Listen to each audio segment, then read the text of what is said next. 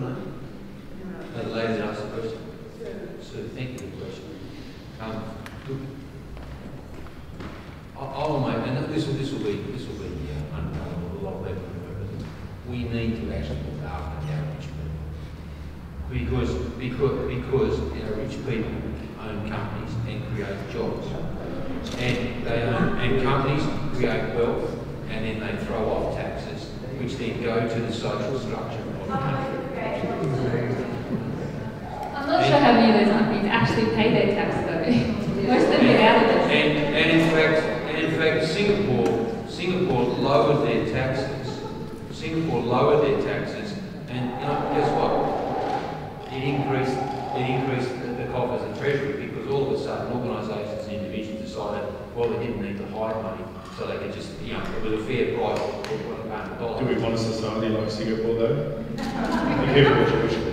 Singapore is a very wealthy country, but that was they've got discipline down pat. There was a lunatic taxation regime. So I am unashamedly in support of looking after our corporations and our individuals that own corporations and bring them through because they create jobs and they create wealth for other people. There are people here who work in organisations who draw an income and they own a house and they grow families, and this is all done through someone else's entrepreneurship. And if we're not careful, we'll drive those people and those organisations offshore, and we can't afford to do that.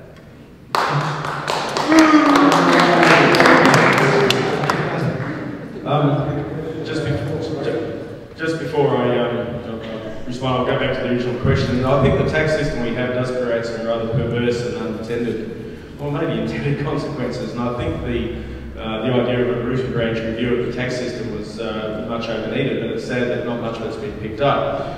For example, when you've got record levels of people unable to afford their own home, it is quite bizarre. And I'm speaking as someone who's actually, I'm pretty well off. I'm a doctor, I'm paid well for what I do, I live in a nice house, life's good. I don't mind paying tax because I know that if we can have a good society that provides basic needs for education, health, looks after our environment, and that's good for everybody, and I think that's something that we really shouldn't lose sight of. I think it's almost a bit perverse, the idea that you get tax deductions as an investment property, but yet people can't afford to buy their own home. I mean, that's the idea of negative gearing, as somebody who is involved in that as well. I find it quite frustrating when so many people do have difficulties in having their own home. As far as the power of corporations is concerned, I think that they have taken I think capitalism it's not a bad system. It does have its limitations, and certainly I think what we need to do is to make sure that the corporations aren't absolutely off doing their own thing, which I think we're seeing. I don't want to turn this into a bashing exercise for guns, but I think they've managed, let's just say they've managed their business in the north of Tasmania rather poorly in far as consideration of the local community is concerned. It's an understatement. And having more community input and making sure that they do have that, and I know it's a term that's used a lot, social licence, is absolutely essential. But it's all about returns to shareholders. What about the community in which these companies operate? And I don't think we've almost lost track of it. And certainly the Greens do have a view on that regarding the role of CEO salaries and where the tax kicks in. It's a range of things there, and it really is perverse what's happening there. Look, you can have entrepreneurial vision, you can have drive, you can have risk-taking, you can have job creation, but it's not at any cost. And I think that we've seen over the last 2 years with the global financial crisis, where there has been this complete, we've seen the system unleashed. Going for that entire free market, as pushed by in the late 90s by Alan Greenspan et al. It's not a good system. And when people talk about rising tide lifts all boats, well, when the tide goes out, you get to see who's swimming naked. And we've seen that. Thank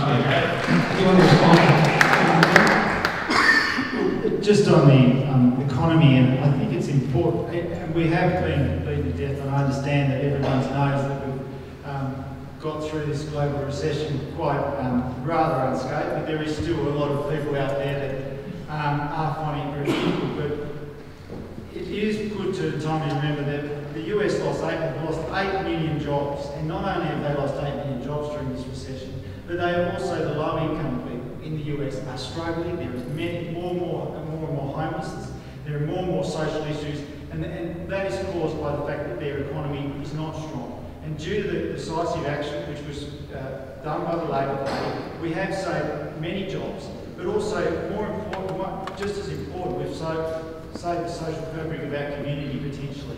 And so it is these decisions, and look, there's nothing perfect with our tax system, and there's always improvements. That's why the Labor government commissioned the Henry Review, and there's plenty more recommendations that I know that are going to be implemented if we do get elected on Saturday. And those reforms is about making a fairer system, and it isn't. You can look across it; it's not completely fair and simple, and that's the aim of what the Labor Party is about. And it's particularly able looking at people on low incomes. Okay. Look, we've got a number of questions, so you need to truncate your answers a little bit so I can get through everybody.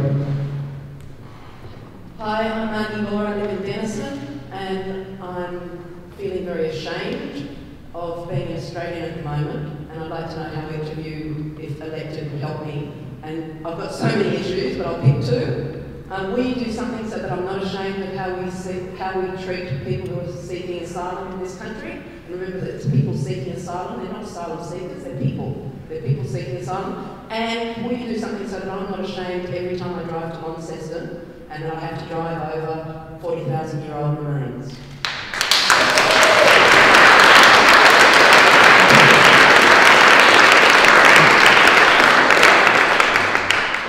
Would you each like to respond to that question? We'll start with Jonathan. Just keep it short. If you keep it to say 30 seconds, that'd be terrific.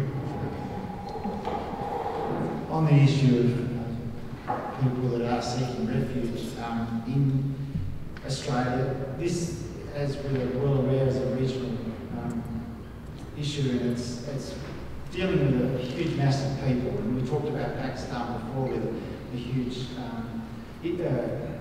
climate change issue and event that's happened there. But they've got over 1.5 million people in refugee camps. And these people are desperate, they are needy, and we need to continue to do more as developed countries to help these people. In regards to the regional the processing centre that's been